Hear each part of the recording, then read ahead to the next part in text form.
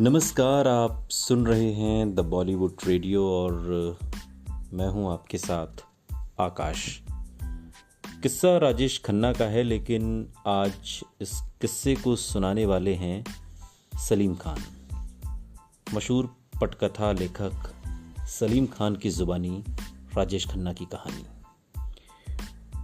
राजेश खन्ना और मेरे करियर ने साल 1970 की शुरुआत में तकरीबन एक ही साथ उड़ान भरी थी। राजेश खन्ना से जब हमारी यानी कि मेरी और जावेद अख्तर की मुलाकात हुई, तब तक उनकी फिल्में आराधना और दो रास्ते रिलीज हो चुकी थी और उन्हें सुपरस्टार का खिताब मिल चुका था। फिर हमने जीपी सिप्पी की फिल्म अंदाज में पहली बार साथ काम किया। इस फिल्म के निर्माण के दौरान ही हमारी जान पहचान बढ़ी। उनके साथ नई स्टोरी आइडियाज पर बहुत चर्चा होती थी। हम अच्छे दोस्त बन गए थे। बांद्रा में भी हम लोग पड़ोसी हुआ करते थे और तकरीबन रोज ही मिला करते थे। जिन दिनों उनका सितारा बुलंदी पर था, मैं भी अक्सर उनके बंगले आशीर्वाद की बैठकों में शामिल हुआ। मुझे उन्हें करीब से जानने का वक्त मिला। कई साल तक उन्हें जानने समझने के बाद मैं उनके बारे में ये तो नहीं समझ पाया कि वो अच्छे हैं या बुरे। बस इतना समझा कि वो अजीब हैं, सबसे अलग थे।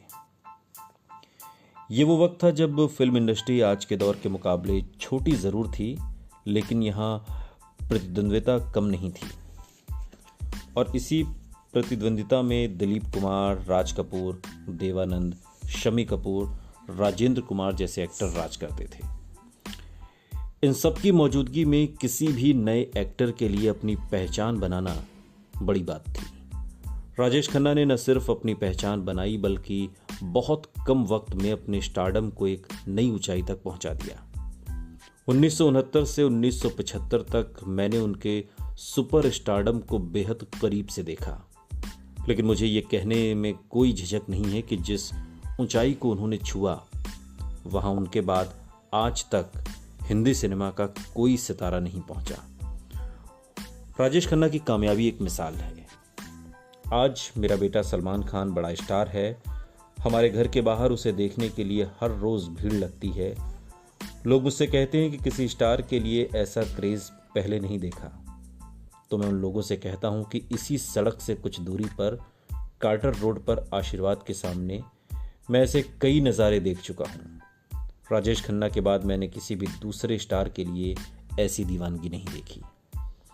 राजेश के फैंस में 6 से लेकर 60 साल तक के लोग शामिल थे। खासतौर पर लड़कियां तो उनकी दीवानी थीं। उनके करियर की सबसे बड़ी हिट फिल्म हाथी मेरे साथी लिखने में भी मेरा योगदान था। मुझे याद है कि इस फिल्म की शूटिंग के वक्त मैं उनके साथ मद्रास और तमिलनाडु की कई दूसरी लोकेशंस पर गया। मैंने देखा उन इलाकों में भी राजेश खन्ना के नाम पर भारी भीड़ जमा हो जाती थी। ये हैरत की बात थी, क्योंकि वहाँ हिंदी फिल्में आमतौर पर ज़्यादा नहीं चलती थीं, लेकिन तमिल फिल्म इंडस्ट्री खुद काफ़ी बड़ी थी और उसके अपने मशहूर स्टार थे। लेकिन राजेश खन्ना का करिश्मा ही ऐसा था जो भाषा की सरहदों को भी पार कर गया था। ये करिश्मा उन्होंने उस दौर में कर दिखाया था जब न तो टेलीविज़न थे, न 24 घंटे का FM रेडियो, न बड़ी बड़ी PR एजेंसीज, न टीवी, न सोशल मीडिया। ये राजेश खन्ना का कमाल था।